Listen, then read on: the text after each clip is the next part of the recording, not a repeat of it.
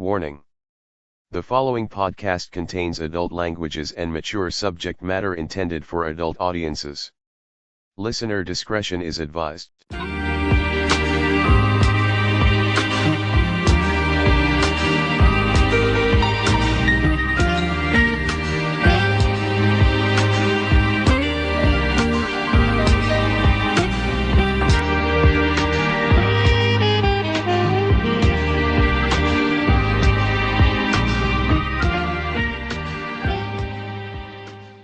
Hello! Welcome to Rancid Readings, episode number 6 on March 15th, 2016. I'm Pigeon, this is my dinosaur cohort, Arcade. Yeah! And today with us, we have a very special guest. Her name is Boner. Hello there. This is Boner, we know her somehow. Okay. Today we have the great pleasure of reading for you the story that started it all for me and Arcade. We have a series of excerpts from the one and only Silk and Steel, which is literally the book that started our fascination with terrible, terrible, terrible literature. And we're going to start with the passage that started our obsession with terrible literature. So this book seems to be about it's like a fantasy book about fairies and stuff. However, our passage begins at a sex scene. However...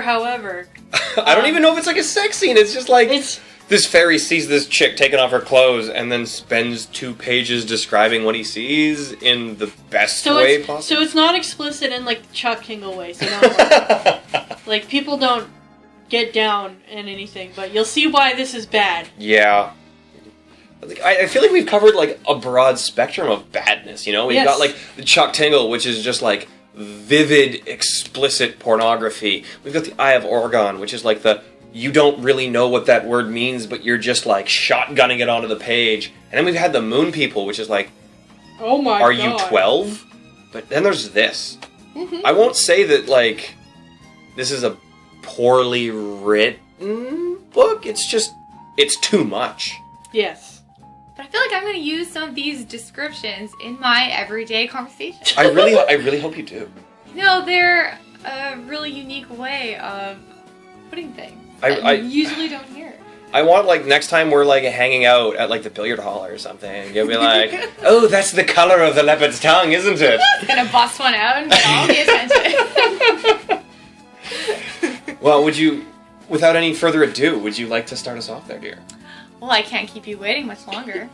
How much wine have you guys had? All of it. A little, not enough. But Well, there's none left now. Yes, okay. Okay, paragraph 1. Mm. As Spikenard watched, Bronwyn slipped the transparent cloak from her shoulders. It fell with a whisper. She let her hands drop to her sides. She pulled her shoulders back and stood erect. Feet apart, legs straight.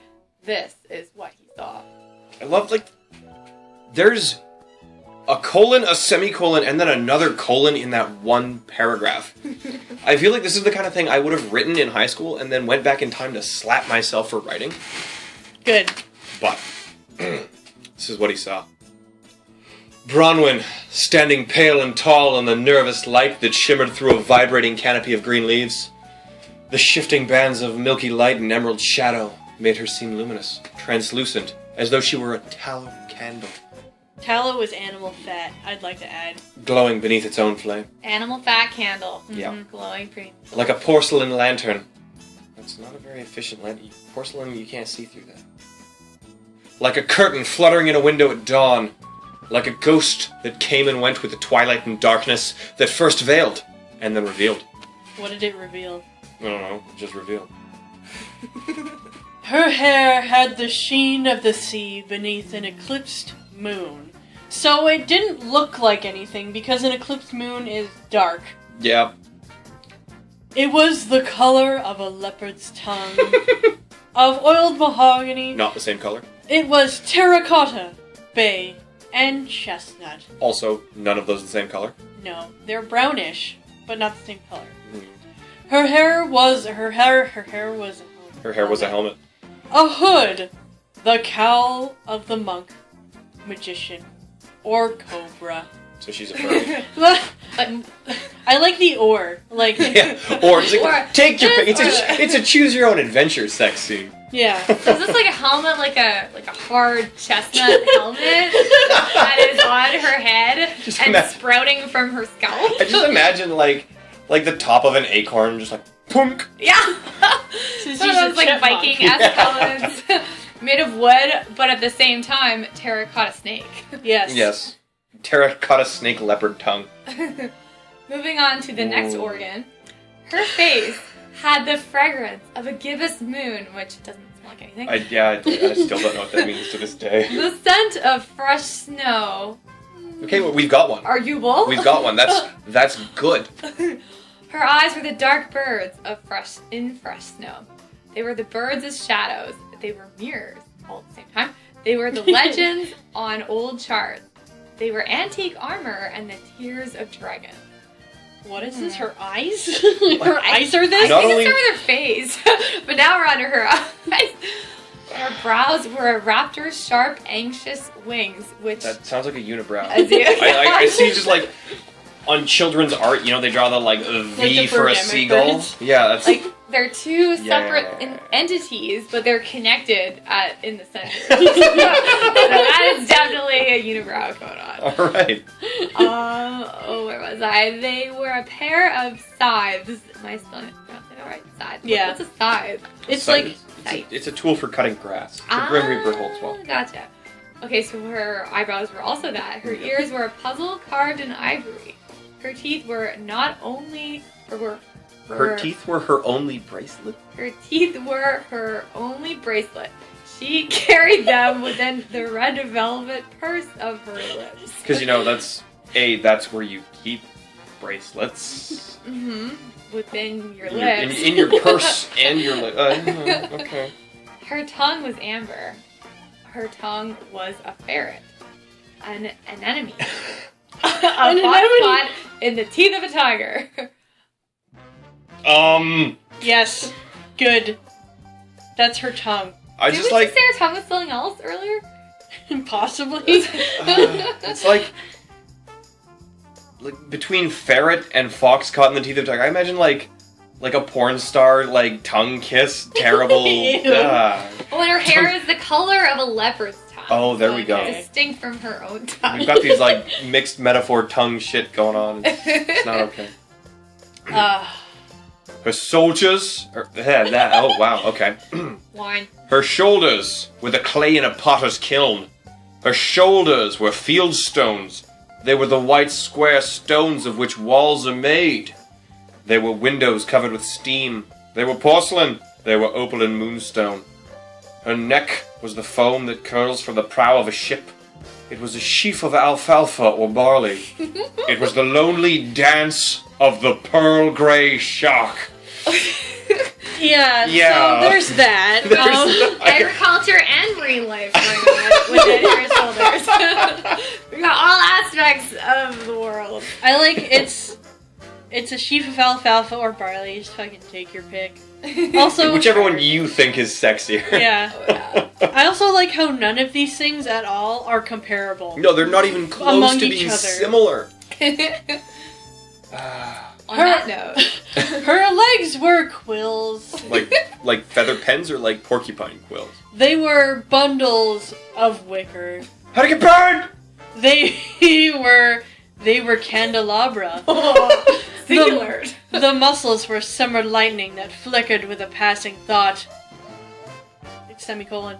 They were captured eels or a cable on a windlass. Her thighs were geese, pythons, schooners. Like the boat? Yes. They were cypress or bunyan. Banyan, Banyan. like the bread? I wanna say Her it's the bread. thighs were a forge. They were shears. Is she Zangief? Her thighs were sandstone. This is all the same sentence. Crush men's skulls like sparrows' eggs. They were the sandstone buttresses of a cathedral.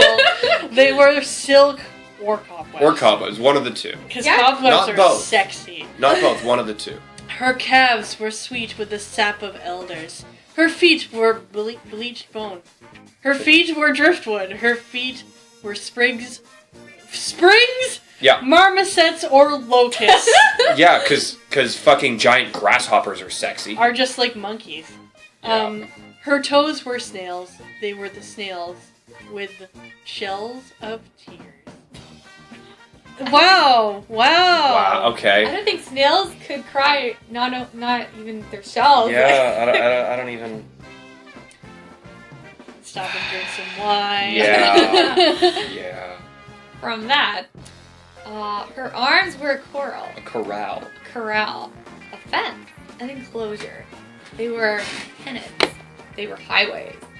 I don't know where you're going, but her fingers were in. What? They Sorry, Ah! we gotta scroll up. They were silver fish in clear water. They were the speed of the fish. They were the fish's wake. So arms and fish are synonymous, I think. Yep. They were semaphores. They were meteors. I'm getting a distinct, like, marine life vibe. Is But she... also food, kind of. Marine combined with something else. Yeah, it's like someone knocked... Like, they had, like, a bookshelf next to an aquarium, and, like, the bookshelf got knocked over, and, like, a ship in a bottle, like, a bunch of textbooks, and some, like, precious stones just fell in there, and the author was just sitting in his room like, oh, shit, that's some pretty cool imagery. Yeah. It's like they went Just, into like, someone's everything in the crawl room space is... and like pulled out a random object and then continued to describe. And there just happened to be a lot of marine life. Just like a textbook. I hope it wasn't an aquarium because that would be a little morbid. This would be an intense aquarium. Her spine was a snake. It was the track of a snake. No. It was the groove the water snake makes in the glossy mud of the riverbank. None of what? Her spine was a viper, an anaconda. Yes, those are snakes. It Those was are the snakes. strength of the anaconda. And this is my favorite line in the entirety of these 2 pages. It was the anaconda's unknown hieroglyphic. Good. Excellent. Good. Unknown hieroglyphic, because that is a thing. Because that is how you make singular of that. Her spine was a ladder, a rod. It was a chain, a canal. It was a caravan. Her buttocks were fresh-baked loaves. They were ivory eggs. They were the eggs of the lonely phoenix. They were a fist. Fist. Her butt was a fist. That is just also a sentence on its own. Yeah, no, like 4 words. They were a fist. And not even 4 words, like only 4 words, at the last sentence of the paragraph. Yeah, and then it's just like, that's it. They were a fist. Nothing more needs to be said. Good. And also a gluten, full of gluten. No celiacs allowed. No, if you're celiac, stay clear of this broad. Her buttocks, like, her butt doesn't sound nice. No. Eggs and bread. There's like snakes. And snakes. Yeah, there's so many snakes. Household appliances. And a minivan. Yeah. Like and you. then some Masonry. objects. Oh yeah. Her breasts were citrus. They were soapstone. They were bright, cubulous, and the smooth fingertips of mostrum. Her breasts were honeycombs, ew, and dew-beaded windows, or soft, sweet cheese. They were sweet apples. They were glass. They were cowries. They were the twin moons of the earth. The nipples rose like Mercury with their heat. They rose like monuments atop flowered hills. Above deserts of hot sand, the nipples were savory morels with the flavor of the forest. Those are mushrooms. Yes. She's got like just fungus tits. Well, all of that was like one sentence from the nipples. Yeah. Yeah. Not attractive. No. I don't think of honeycombs. I'm just imagining like in BioShock when you get the bee power and there's just like insects crawling out of your skin. Excellent. That's hot. Yeah. When we first read this, I thought that cowries said cow pies. There's no way anyone would find that attractive, even this author. But then we looked it up. shitty tits. I mean, they're the same shape, so... Approx? Yeah, okay. It's completely far-fetched. I mean... And you just mentioned, we looked it up, and they're like mollusks. Oh, yeah. A marine mollusk. Oh, marine life. A commonality between all paragraphs. That is actually, like, I think that's in every paragraph, is he's like, yeah, it's like that thing that lives in the water. It's secretly telling us to remember the oceans. Yeah, there we go. It's like, just, there's a hidden green message here. Her ribs were a niche, an alcove, an apse. Her stomach was an idol in the niche. Yep. Alcove or apse. In case you forgot those things he just listed. An effigy, a phantom. Her stomach was a beach, a savanna, a flagstone warmed by the sun. All types of land areas going on. Mm-hmm. A cat asleep on the flagstone. It's not only the flagstone, but the cat sleeping on the flagstone as well. This is her ribs. Yeah. A bleached canvas sail in hot southern winds. Her navel winked like a doll's eye, which would not be normal. Like a doll's eye, yeah. If your dolls are winking at you, you're gonna die. They're possessed. From someone's stomach. Amityville horror. Yeah. Like the eye of a whale. There's the marine life. Like the drowsy cat. Oh, we've come full circle! That's cute! Her pubes was a field of wheat after the harvest. No, I didn't read that wrong. Her pubes was a field. A field neatly furrowed. So she shaved it? Yeah. It was a nest. A pomegranate. An arrowhead. A rune. It was a shadow. It was moss on a smooth white stone. So did she have pubes or not? Jesus. Like moss. It's like she shaved it like maybe last week. Ew. All very confusing. There was an orchid within the moss. That's the vagina. We know, because orchids are vaginas. There was a dew upon the orchid. I found the clitoris. It had the breath of moss beds, of the deep sea. If it smells like fish, no, that's not. Of the abyss. Maybe that's what the whole marine thing was trying to tell us. Yeah, there we go. She just needs a bath. The breath of moss beds, of the deep sea, of the abyss, of scrimshaw and blue glass, of cold iron. She had the sex of rainforests. The ibis and the scarab, neither of which live in the rainforest. No. She had the sex of mirrors and candles. Mirrors and candles have sex? Yes, all the time. Haven't you ever watched porn? Oh, sorry. Of the hot, careful winds that stroke the veldt. The winds that taste of clay and seed and blood. Alright. Okay. Someone's earned their Red Wings. Ew. The winds that dreamed of tawny, lean animals. So she's a furry too. Yeah. Well, obviously she's like a snake marine animal. Yeah, okay, I mean. That has the taste of blood. Yeah, yeah. And spung. Like. Yeah. You are quite beautiful, Princess Bronwyn, spied Nardzang. I mean, evidently. With his sardonic grin and eyes as violet and hard as amethyst. That is a metaphor. And at least they got the colors right. Every other book we've read, they've got their like precious stones and the colors thereof wrong. Let me have this one. Okay. Your body is halfway between earth and a dream, neither magic nor elemental, neither animal nor spirit. His long fingers reach toward her face, brush her eyelids. Ew, that's not a nice romantic gesture. Don't touch my eyelids. It's like the Nicolas Cage. She's like, face off. Your eyes are the sound of rain, followed the contours of her cheekbones and jaw. Chalk beds and moonlight. Down her neck, like curious spiders? Ah, that makes me uncomfortable. Quotation, bottles of wine covered with dew and otters. Yes. Quotation marks. As one likes their wine, stored with, Dew and otters? and polecats. I know my wine cabinet has several otters hiding in there. Just to keep it fresh, Yeah. Like, in case you're just like, oh yes, would you like the Merlot or the otter? Touch the sharp ridges of her collarbones, the hollow base of her throat, circled her domed breasts like moths orbiting a pair of glowing That is the creepiest mental imagery ever. I just imagine these terrible little flickering little Squidward fingers. Yeah. Yeah, like right before you turn your light out to go to bed, you have the moss there. You're like, if I turn this out, they'll go away. I'll never see them again.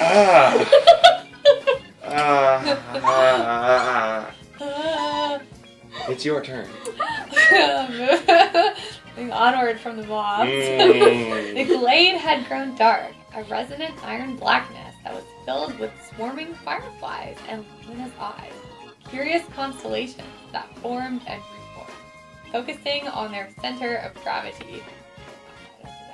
The binary star at the center of their universe, Bronwyn and Spikenard. This was written before we realized that the sun was the center of the Earth. Yes.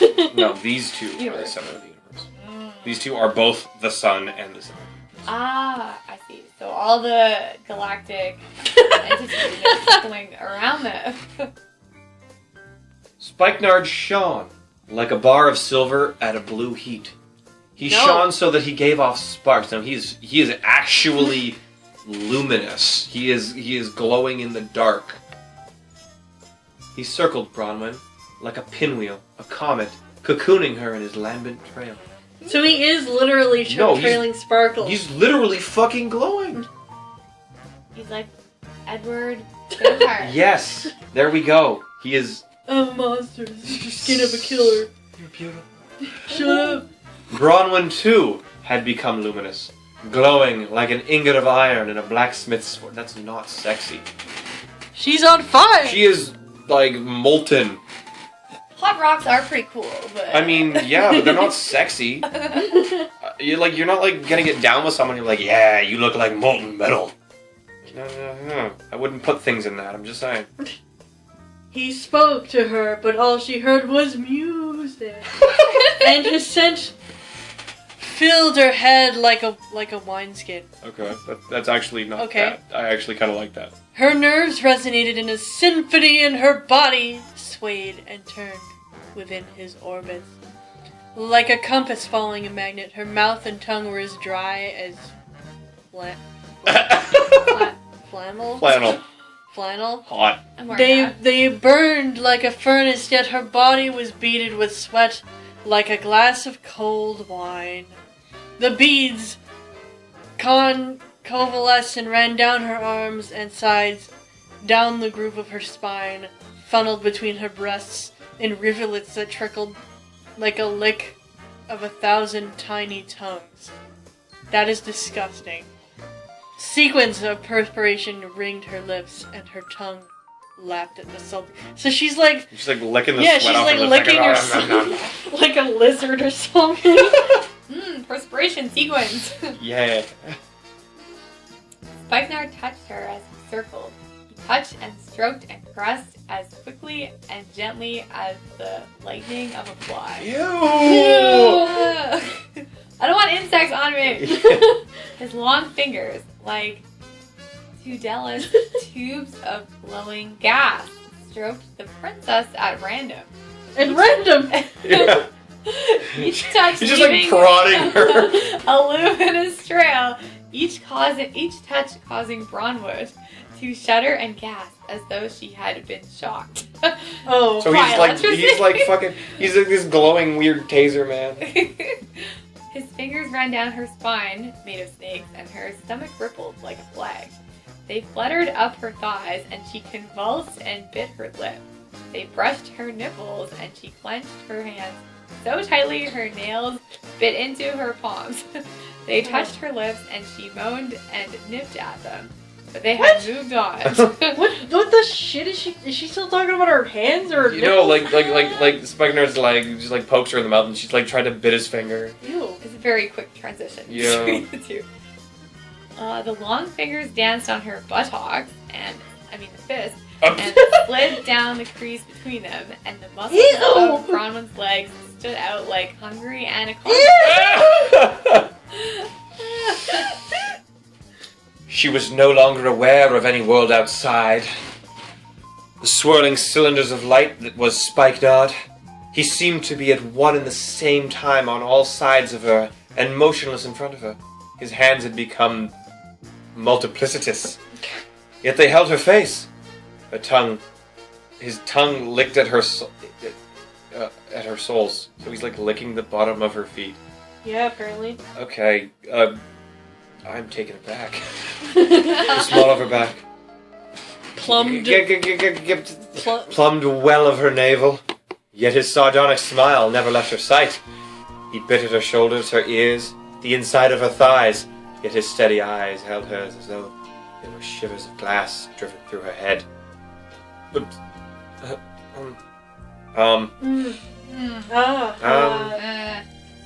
Glass through the head is very sexy.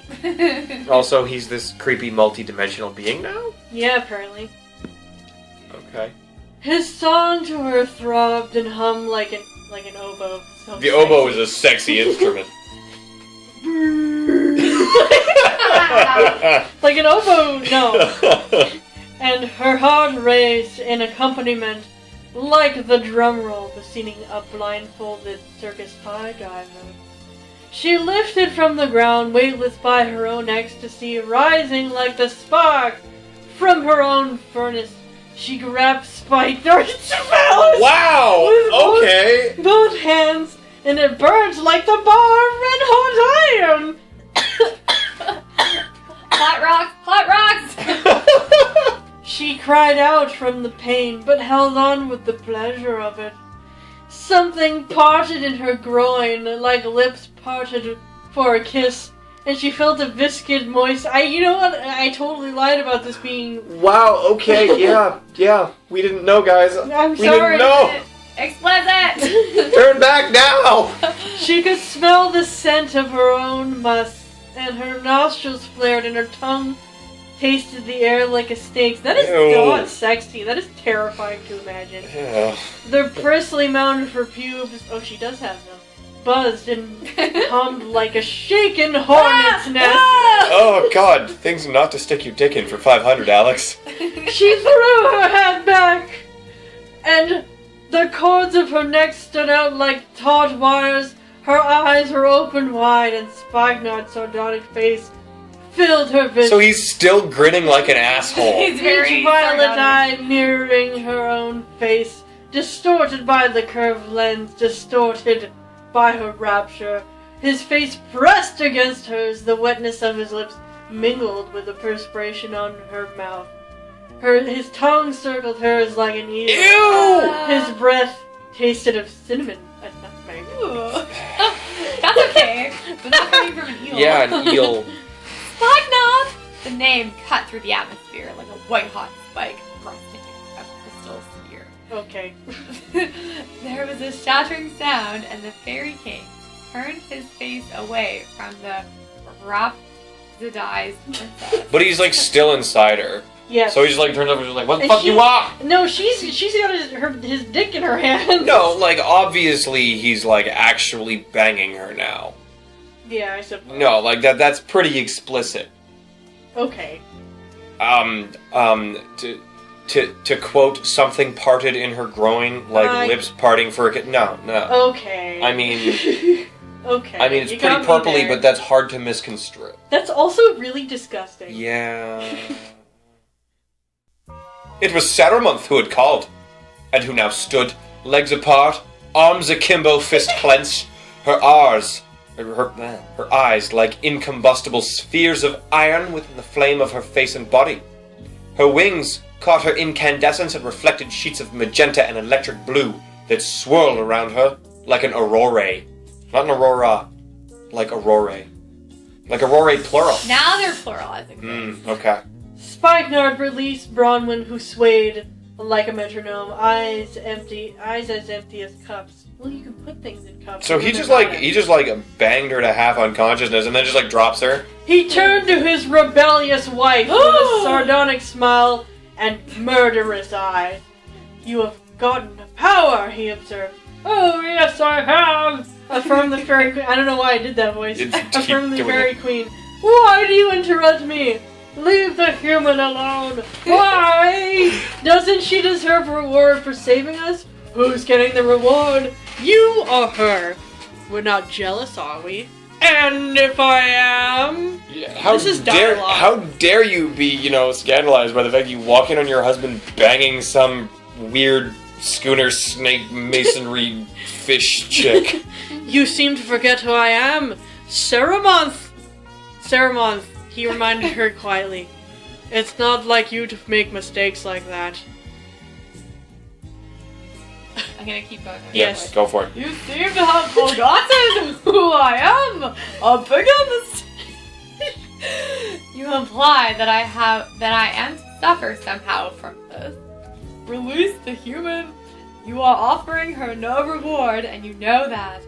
She would have no memory of this except in her dreams, and they would haunt and disturb her for all her life. Like we will be haunted and disturbed by this. You said yourself that she has done you no harm. Unlike any human before, she has helped you. Why do you do this to her? Because I wish to. Then I shall release her. No! No! And Saramonth burst with light, and Bronwyn cartwheeled across the wet moss, coming to rest in a jointless heap. She's like a chicken. Though drenched with perspiration, she no longer flamed, and the moistness quickly grew chill. Her body steamed in the cool air. Her sodden hair matted to her face and shoulders like clay, but when she lifted her head from the moss, her eyes were clear and intelligent. Her eyes themselves were intelligent. Yes. Her eyes were very smart. The rest of her maybe not so. I can maybe see that. Well, I mean, boats aren't sentient, nor are hieroglyphic snakes, The unknown hieroglyphic. or the twin moons of the earth. Behind her, the powerful fairy king threw... Oh, I went too far. Sorry. When What she first took to be a firework display, she realized was a pair of fairies in Mortal Kombat! Spikenard and Saramonth. so like this dude's like, wife, you have stopped me from getting my dick wet. I will kill you. She fully recollected what had been happening to her, and a little unsteady as yet, took advantage of the distracted king to attempt an exit. So she just fucks She's like, nope. Wow. Yeah. Wait, where am I? Behind her, the powerful, yeah. Behind her, the powerful fairy king threw his opponent to the ground. Her wings shattered and her luminous body guttering like an exhausted candle. Jesus. He rose from the semi-conscious queen and turned, and when he saw the distant figure of the princess breaking through the ferns and stalks at the far side of the arena. Bronwyn! She looked back at the sound of her name. She saw violet eyes that flamed like aurora. Again, There it is aurora. again. I've never seen aurora, like, pluralized, and yet twice in one page. And we live in Canada. Yeah, right?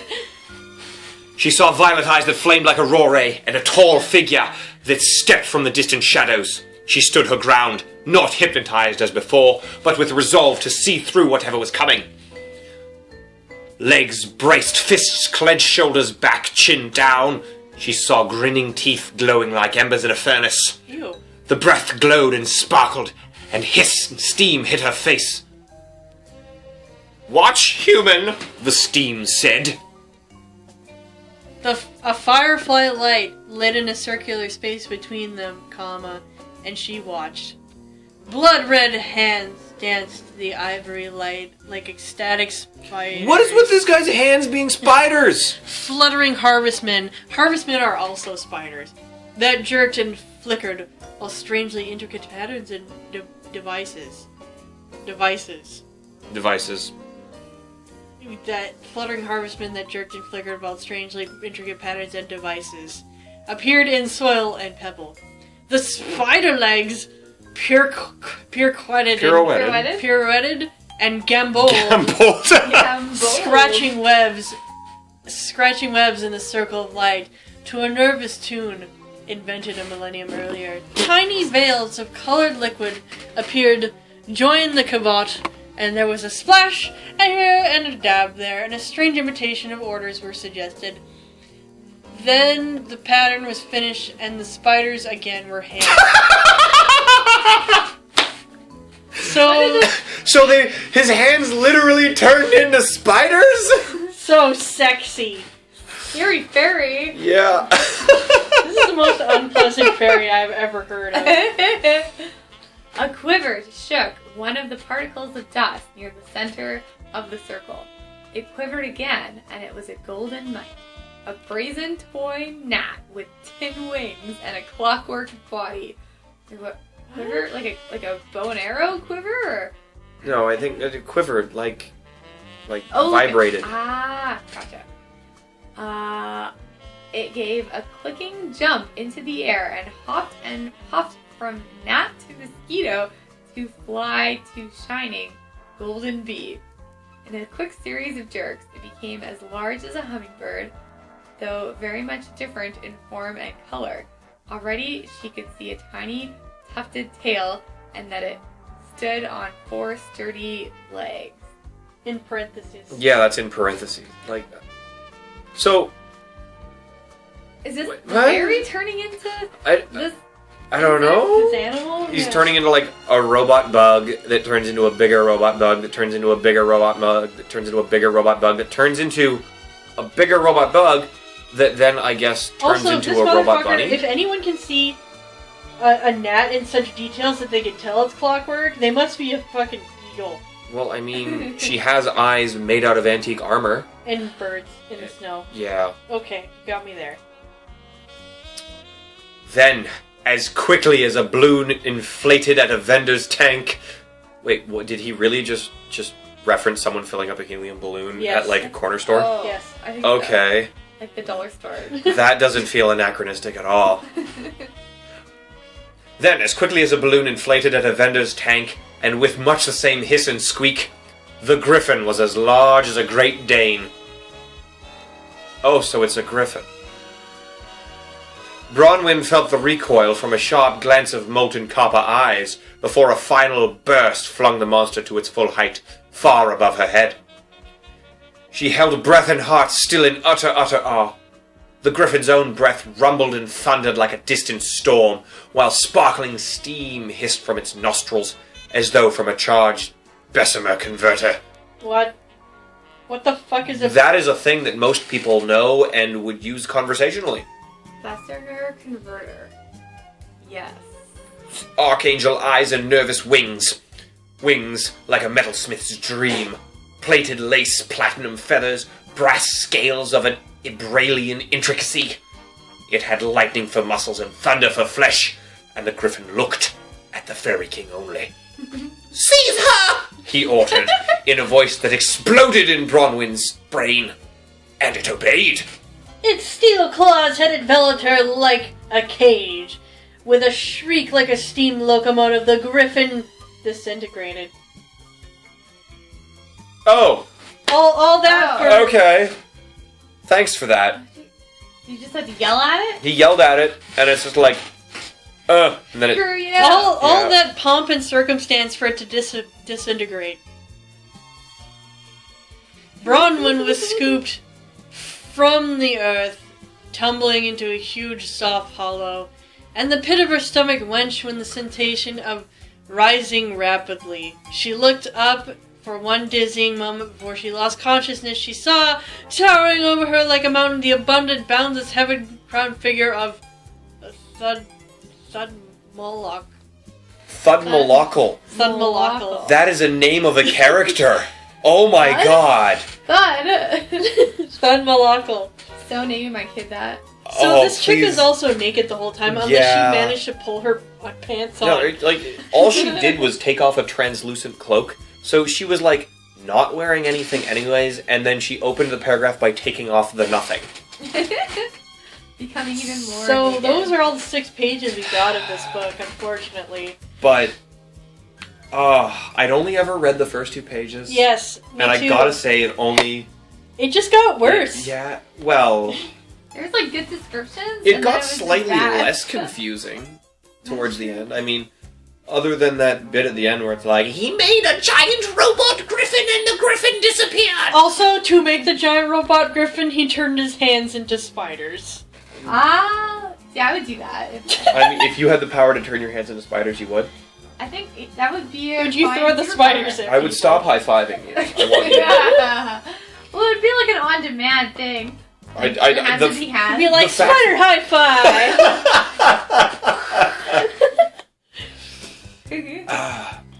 That's disgusting. Yeah.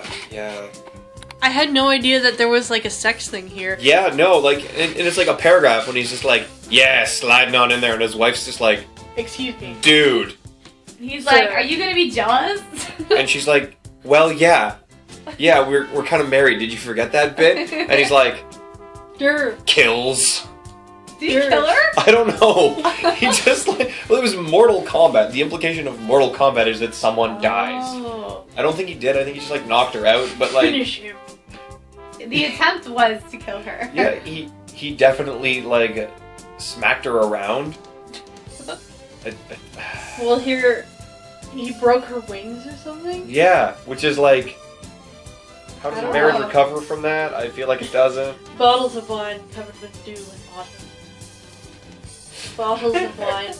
Like moths orbiting a pair of glowing lamps. That's disgusting. Yeah. That was terrible. Yeah. And like, the thing that always galls me about this is that this is a published novel. Like, we don't pick up fan fiction. No, there's physical paperbacks of this. Like, the image we have is a scanned copy of the physical Yeah, paperback. like you could, like there's a crease between the pages because it's just someone put it down on a photocopier. So this is a thing that actually exists in the world somewhere. I feel like I need to have this. Like, Yeah, well, the fucking paperback is like $60. I know. Is it? Yeah. Wow. Let's see if we can find It's some. part of like a trilogy too. Like, someone in the world saw this after it was written and decided that it would be a good idea to publish it. Well, I mean, yeah. Someone sent this to someone else like, dude, I wrote the most amazing book. And someone read through this and said, oh, This dude, is terrible. all of my yes. Oh. Silken Steel. There's so many things called Are like these sequels? No, these are various other books with the same name. Bronwyn. Yes, it's the Bronwyn saga. Bronwyn. Ah, there we go. Tetraology. Yeah, Bronwyn 2. Oh god, Tetra. So there's 4 of them. No. Oh, biography. Who wrote this? Ron We Miller. should read it. Oh god, it's long. Oh my god. Wow, this is an extensive description of. Wait, go back up for a minute here. Oh, this guy. Oh my god. Oh my god. This guy did the movie posters for Dune and Total Recall. What? Oh, that's amazing. Oh, he did commemorative stamps for the U.S. Postal Service. That's a resume builder. Consultant for Disney? What? Yeah, no, he was a consultant for Disney's fucking Imagineer. Wow, okay. His current work is primarily the writing and illustration of books specializing in astronomical, astronautical, and science fiction subjects for young adults. That was not for young adults. No, that was not. Oh my god, wow. Find reviews of the Bronwyn book. Those are all his books? This is just his, Holy like, the shit. tetralogy. People only have, like, the one book, so go scroll back up. No one has reviewed the Silken Steel. Go back a page, sorry. Where is We can get a copy of that paperback for $1.35. Bronwyn 2. Yeah, I guess. Silken Steel. There you go. 2 stars! Scandalous. A vivid and exceptional fantasy world. Ron Miller is unfairly talented by Arthur C. Clarke. Oh my god. Ron Miller has a startling dramatic range. He can write everything from powerful romantic lyricism, like we just read, to the ironically whimsical, a modern voice with classical strength. Volume 1 of the series, Palaces and Prisons, won the 2001 Book of the Year Award from the Forward magazine. Maybe not better over time. How old is the one we were reading? 2003? Oh, so he won Book of the Year before that? He won Book of the Year for the one he wrote before that. No, this one came out in 2002. Yeah, $75 for a paperback of this. Wow. And But they're all in his basement. oh my god, that's what... Okay, so there's a cover here. There's no snakes. And there's like the cover. I know nothing. Everything is a lie. The cover is just like a woman in a generic romance novel blue dress lying on the ground at the base of a tree. And there's a fairy who is effectively just an anorexic glowing blue silhouette with dragonfly wings. And it... Oh my god. Oh wait, go back up. Go back up. What? What? What is it? Okay. In the description of this book, God. in the actual description of this book, that is to say, the excerpt taken off the back page, it describes this book as containing a hair-raising balloon/dirigible chase. Balloon/dirigible. I don't know what that means, but I want it. I want... Top customer reviews. So bad it's good. This book is horrible. The descriptions are incoherent and nonsensical. Much of the plot is not explained, and quite a bit of it makes absolutely no sense. The good part, though, is that this book is so bad, it basically ends up being funny. If you actually want a good fantasy book, don't bother with this. Seriously, you'll regret it. You just want something awful to look at, though. This is the book for you. Nice. God. This book is a treasure mine for metaphors such as her neck was a bottle covered in of wine covered in dew and otters. Yes. Yes. Someone understands us. Otters. There is also an interesting comparison between aforementioned young lady's feet and marmosets, i.e. a New World monkeys. This book might be a literary Hindenburg. It's made me laugh like few others before. An excellent gag lift. This book is a miasma of inane cliches unrivaled in Western letters. Either it never saw an editor, or the editor never knew English. Appalling. 23 people found that helpful. Did you not? Was this review helpful to you? Yes. I've read worse fanfiction, but somebody paid the author for the drivel. It's worse than gore. It's worse than Naked Came the Stranger. It's worse than... Well, I hope you get the picture. My guess is that Arthur Clarke was having a bad day, or they left out the part about the quote that said the author was unfairly advantaged, and that he couldn't write until if his life depended on it. Her pubes is only the start of the horrid grammar lapses. Who proofread this piece of dreck? The descriptions are he overuses make absolutely zero sense as well. Anyone picking up this book deserves what they get. Did I mention this book is really awful? Holy shit. People just don't understand true art. Yeah, like moon people. Moon people is... I don't want to talk about moon people until It's a like... special place in your heart. Yeah, until like next time when we go back to reading He's moon done people. so many books, or co-written so many books. I thought they're all like that. Hearts and armor. I'm quite like Mermaids John and writing meteors. books. The history of rockets. Digital art.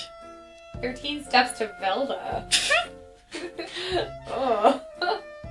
Return to Skull Island. What? Journey to the exoplanets. What is happening?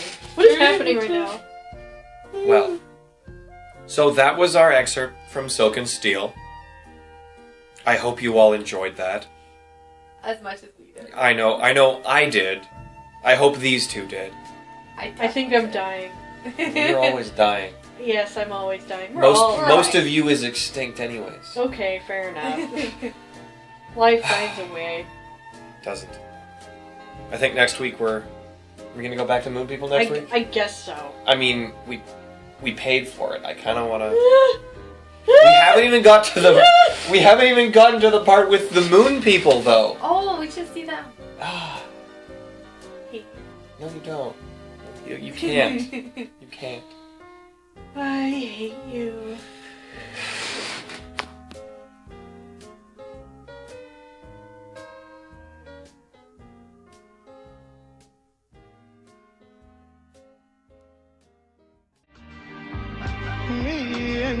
Mrs. Jones.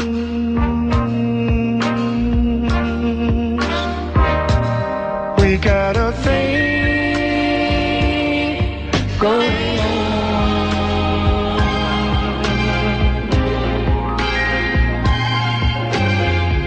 We both know that it's wrong, but it's much too strong to let